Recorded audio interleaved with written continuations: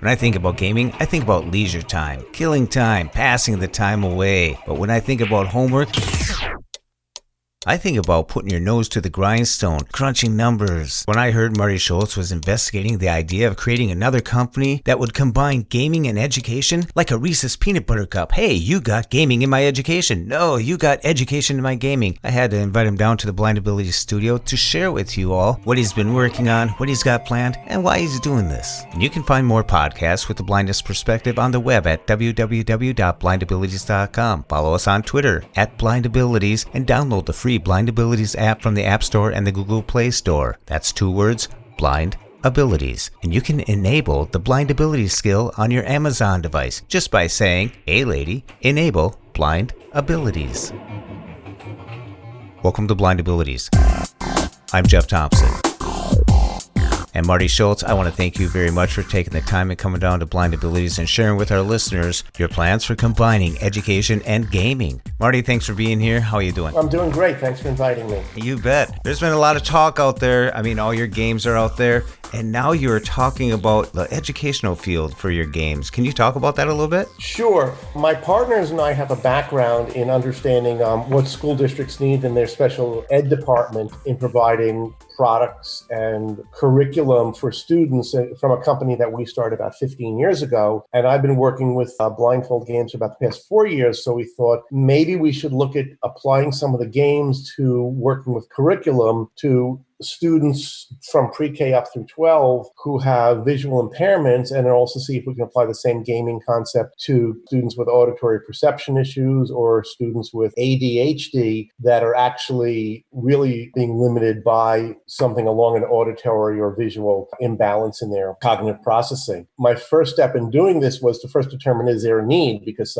having built about 5 software companies in my life, the first step in building a software company is make sure that if you're going to build something, people really want it. When I jumped into the BlindFold Games things, I had no idea if the games would be popular. I found out that they're quite popular. I think we have now 80 games played by over 20,000 people worldwide, and we just hit our 500,000th download across all the games. Oh, good for you. So I guess they're kind of popular. So what I did a few weeks ago is working with a number of teachers of visually impaired and some professors and researchers, we put together a survey that TVIs and O&Ms and other type of itinerant teachers and vision rehabilitation therapists could fill out to let us know kind of, is our products like this needed to really teach curriculum through gaming? Would it be something they would use? How many students on their caseload could they use it for? So kind of collecting the survey, and we had a lot of teachers reply to us and want to follow our progress. So the next step as we move forward is to actually go out and raise private funding to finance this company, and then we'll launch it. So that's kind of what we're looking at. Well, I think that's great that for students, to get the technology right in their hand and it's educational. I mean, that's 2 wins right there. They're going to put the iPhone and other devices in their hands. So having something that they can enjoy, have fun, and learn from. I remember companies like Reader Rabbit when my kids were little. I think that was on the Commodore 64. But here we are with all this technology now and putting it into the hands of the kids. I mean, they got technology when they're really young now. Yeah, I mean, I look at what my daughter does. She's now 17. She was the voice in Blindfold Racer when she was like 12 or 13. Most of everything she does is online these days. All the teachers give the kids quiz apps. Kids kind of write their own questions to test themselves online. And they have, I think the app is called Kahoots, but there's just everything is done with computers these days to make learning fun. And the thing is, when you're working on teaching a specific skill, if you can somehow put that skill into a game, the concept is called gamification, then it's much more likely that the student will keep playing at the game to build the skill that the teacher is trying to make sure the student learns. And that seems to work. About 15 of the existing games out of the BlindFold Games series are already used in this manner. And I didn't even know until I was contacted by a couple of TVIs that one of the women, Diane Browner, has written a bunch of blogs on Perkins' Path to Technologies, which is about how she recommends to other O&M teachers how to use these games to teach different concepts. For example, she's teaching the grid concept with the Battleship game. Oh, of course. is 3D concepts, the 3D tic-tac-toe game. And it just goes on because in every one of the games, she wants to build out some skill in her students. And she either, if the game doesn't exist, she sends me an email and we work on the game together. Well, that's great that you're getting input from the people that are actually out there in the trenches working with the students. Not trenches like it's a bad thing, but they're right there where the feet hit the pavement. They're getting the input and who best knows the information of what kind of educational games that they would like. Yep. And fortunately, in the process of doing this, I've been hearing from lots of professors as well as lots of teachers who is going to offer our company guidance in making sure that we do things as good as possible and kind of come up with eventually a best practices. So if the student wants to acquire certain skills, whether it's something as simple for a preschooler like sequencing, which of the three objects is largest, all the way up to concepts of algebra and geometry, that we'll have a game out there that will directly map to their needs. Well, that's great. So when you're thinking about this concept and reaching out and doing this survey, are you getting a positive response? It's interesting. I've had literally hundreds of people respond, which is way more than what we need to be statistically significant. And every response has been, they're very interested. There's an amazing need. They give me their email address to be able to follow the status of the project. They want to tell all their colleagues about it. So I haven't had one negative response yet.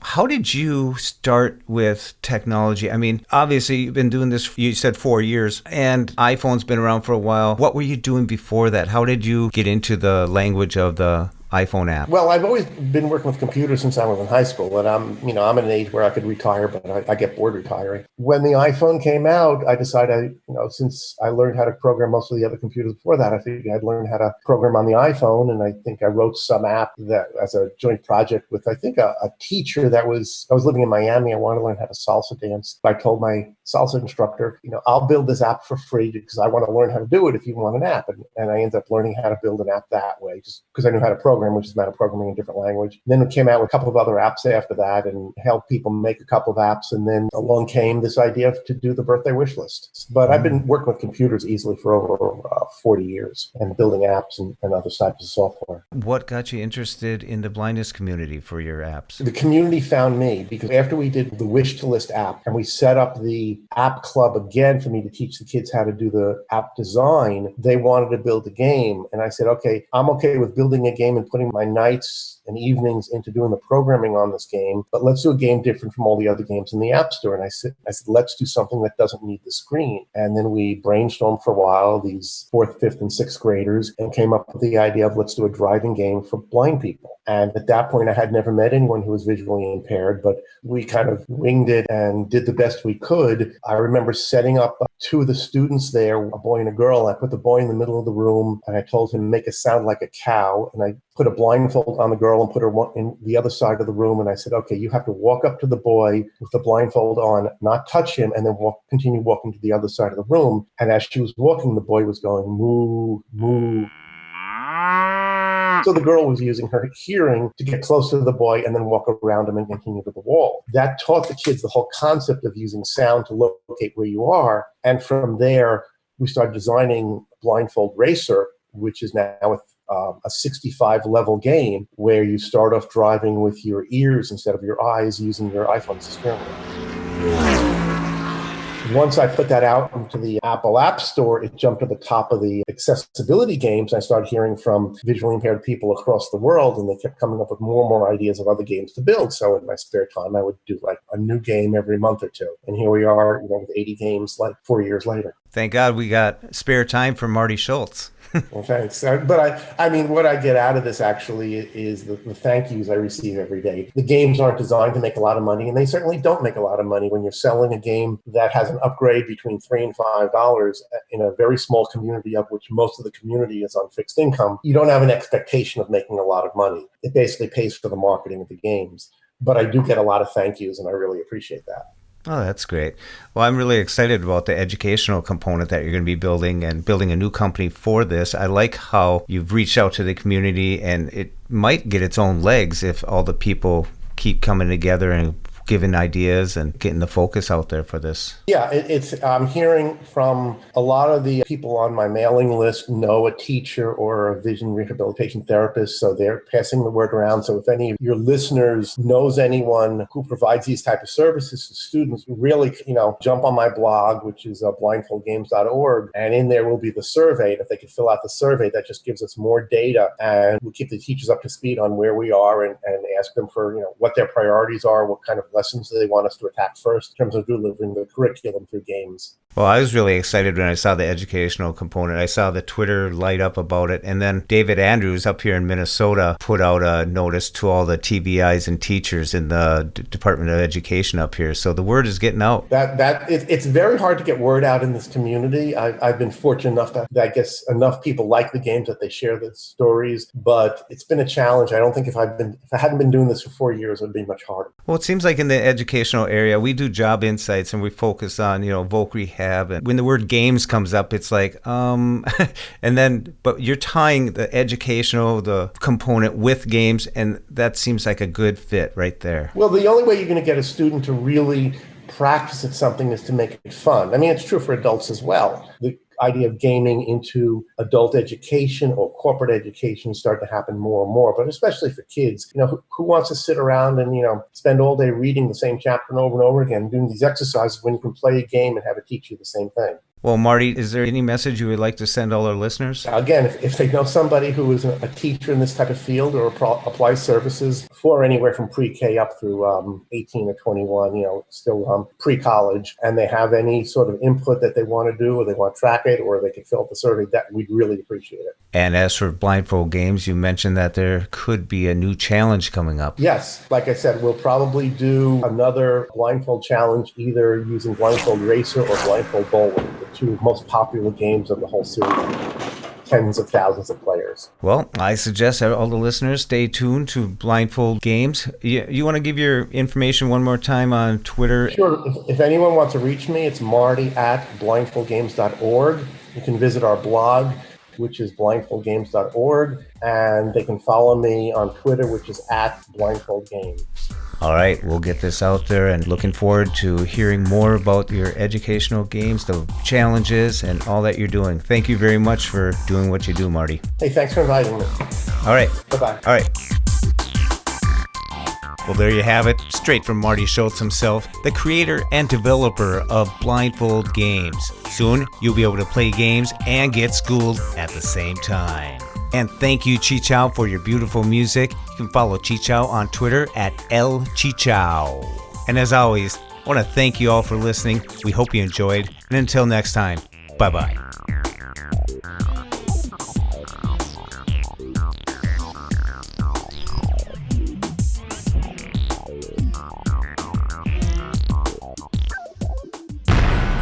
When we share what we see through each other's eyes, we can then begin to bridge the gap between the limited expectations and the reality of blind abilities. The realities of blind abilities. For more podcasts with a blindness perspective, check us out on the web at www.blindabilities.com, on Twitter @blindabilities. Download our app from the App Store, Blindabilities, that's 2 words, or send us an email at info@blindabilities.com. Thanks for listening.